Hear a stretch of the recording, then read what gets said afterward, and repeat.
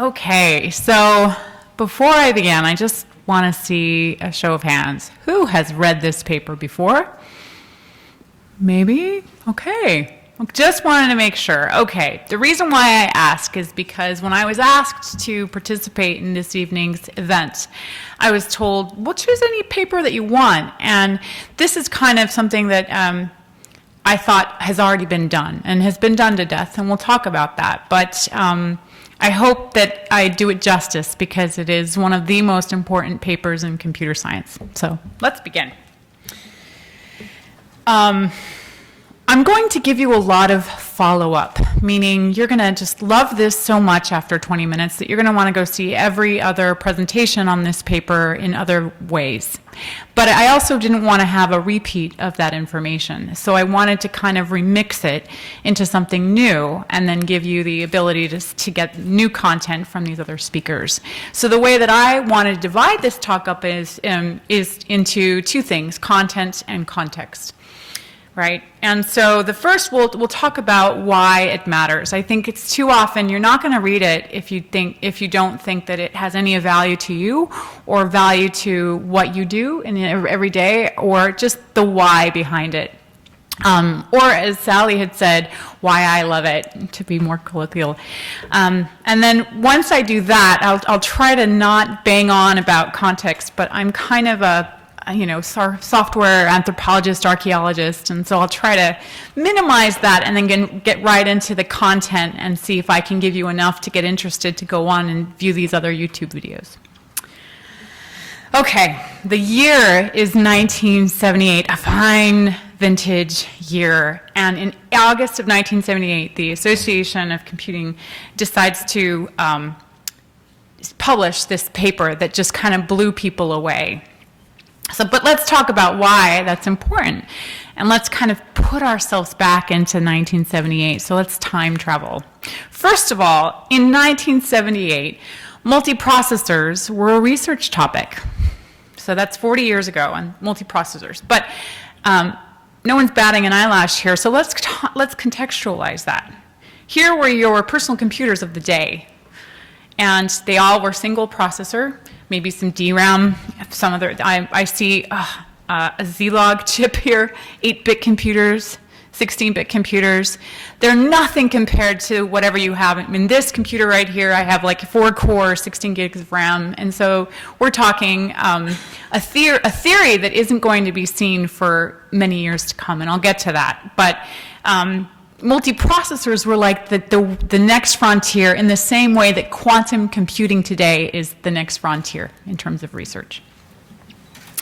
But back in 1978, the research that was going on, it couldn't be proved yet, but it seemed related to the issues of operating systems research, interrupt handling, I/O systems, message passing. And there were some ideas in the air at the time. So there was semaphores, the late great Dijkstra. There was monitors, queues, which kind of were in the same category, locks or mutexes, message passing, and events. So there was all this ideas of what are we going to do with multiprocessors once we have them, and how can we sort of take advantage of the efficiencies that those would have. But yeah, and communicating sequential processes was a big one. And so, again, in 1978, a paper came out by the logician. I won't even say the computer scientist logician, Tony Hoare. I'm going to go on a little tangent. Who knows who Tony Hoare is? Tony Hoare grew up in the UK and studied philosophy and dead languages at a boarding school, and came up in the 1930s and 40s and didn't even touch what would be called vacuum electrode computers and early 1950s computers until the 1950s. So his logic and his reasoning is what got him to kind of become one of the greatest minds in these decades, right? Between 1950 and 2015 when he passed.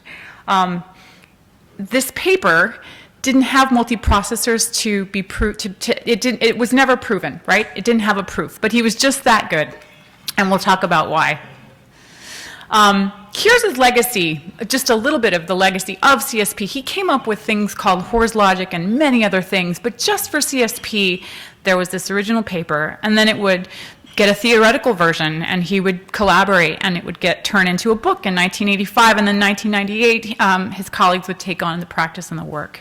And so books have been written about this paper, and so that's not very every day. It's just really been covered a lot of ground, and so I kind of feel the pressure of trying to get you to be interested in it, but it is very, very, it was that good and that dense, and yeah. So, of the thing I just showed you, these, we start to see that Tony Hoare's CSP starts to branch, and thanks to the magic of Twitter and this announcement, I found my colleague Douglas Krieger of Boston PapersWeLove, who also had happened to present on it. And I just want to go to this one. Go to page. See, can you see if we can see it? And he did an overthought, a simplified history of CSP, but I just wanted to go to this this page because he already talked about this idea of CSP and branches, right? So we saw on the bottom of this fork or this branch what I had listed in the previous slide. So the 85 paper that would then turn into a book, and then the 1998 book that is colloquially called FDR. But there's also this top branch, which is how I got into CSP, and it also is kind of a lot of what much of industry does today, and that includes three big ones: Occam, Go, and Core.async, which is part of Clojure. But a lot of this has to do with a man by the name of Rob Pike, who was at Bell Labs, helped to invent UTF-8, is the creator of Go, and had written a bunch of different,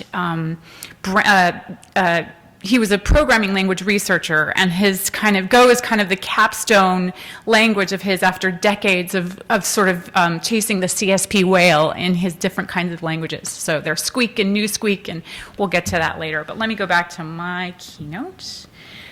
Where are you? Here we go. So that was Slideception. Thank you very much. And thanks to Douglas Krieger for that. So here are the languages that are based on CSP, both those branches.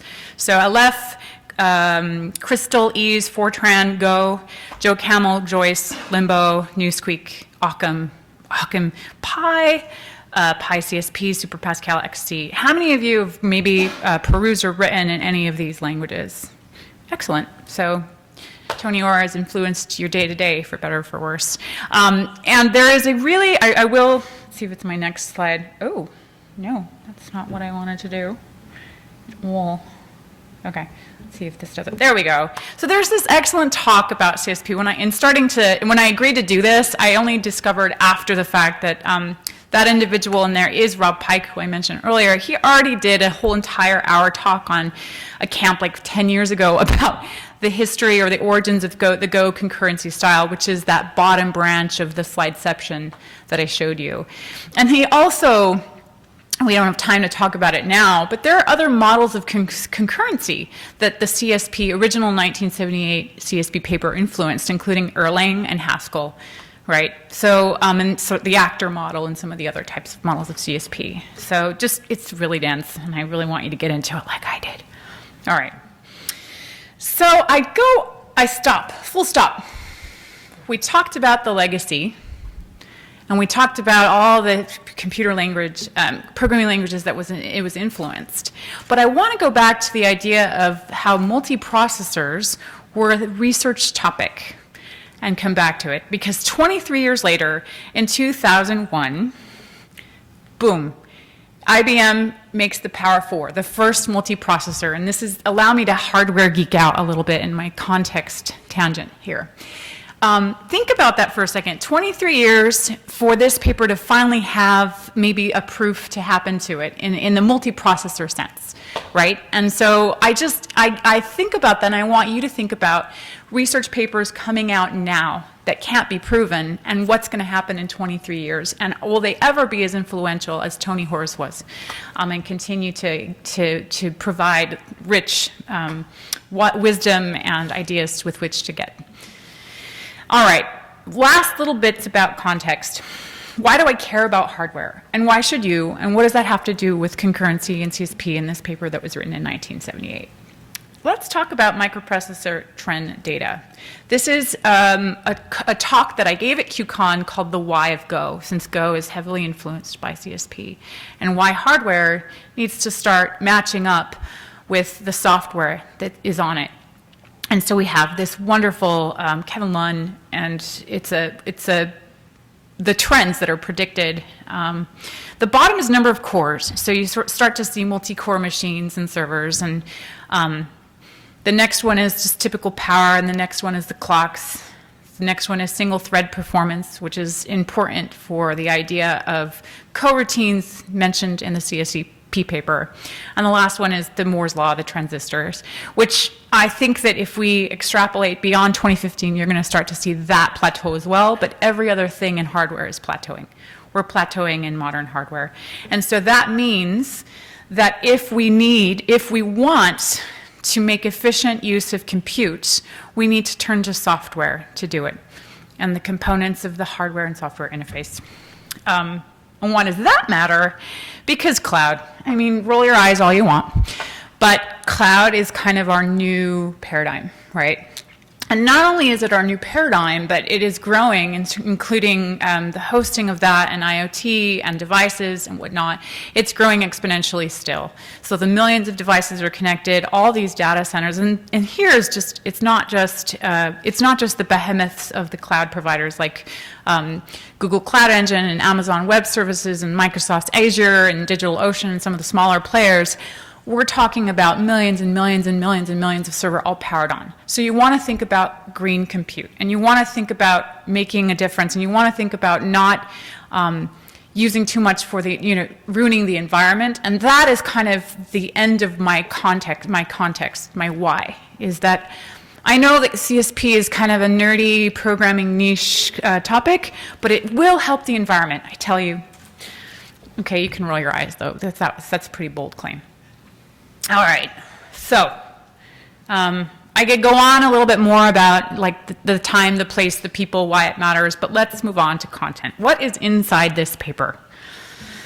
Okay, so I've distilled it to this one slide. It's a model programming language that promoted input-output as the fundamental primitive, as the fundamental element of computing. And we can't understand just how that was just it was just a very novel idea at the time, and its continued influence. But there's this one quote, parallel composition of commuting sequential processes. And so the way that I tend to think about it is the parallel composition is the multiprocessing part. Communication is the I/O. And so, Rob Pike, once again, there are more ideas in this paper than any 10 good papers that you're likely to find. But that's, again, a man who has patterned most of his career kind of chasing this paper and implementing computer languages with it as a computer language researcher. Okay, so a couple of caveats about this paper. It was never intended to be used as a full programming language, and that is upfront by Tony Hoare, and it was never proven. Right? And so it wasn't proven at the time. It was later proven, but proven after the fact, and then continues to grow, and leading to more quotes about how Tony Hoare is just not a normal human, that he could just write this paper from his head, and it's proof, but without needing proof, and we could take that as gospel. All right, so let's talk about syntax. The thing that I had to understand when I first tried to demystify for myself CSP syntax is that it takes Dijkstra's guarded commands, and I don't know what those are. I don't know if anyone in this room knows what they are. If you do, that's pretty cool, but I didn't. So I had to do some extra, what we call in the ops world, yak shaving, and I had to go yak shave, and I had to find out what those are. So I'm going to mention them one more time, but just if someone had guided me through this paper in the way that I had with you, I wish I had understood that bang or exclamation mark is for sending and question mark is for receiving a message, because it's just briefly mentioned in the paper and then you just kind of run with it, and I was very confused. And so that's the first thing. The second thing is Pascal-like notation has been adopted, which led to a second yak shave, and me having to go and being like, okay, Pascal, let's go figure out syntax for Pascal. So that's another side trip. I I just briefly mentioned there's just some, it's not a complete language, so there's a couple of things that you're going to notice, and the one programming example that I'm going to show, and that's automatic buffering. And one other thing that I wanted to mention before I show you the actual code and the syntax of this interesting language is that communication is synchronization. And so each command can either succeed or fail. So those are the two states. Okay? Okay. So here is a subset as listed of the CSP syntax. And this is aggregated and actually inside this paper. Yeah, kind of overwhelming. And like, what's going on here? There's a couple of things that are bolded in red for you to take note of. And those are the different sections that are shown as part of the methods to be done, or different kinds of commands. And so let's kind of go. There are 4 or 5 toy problems in this paper that were popular and are still popular, right? The philosopher's dinner problem, Conway's life, and then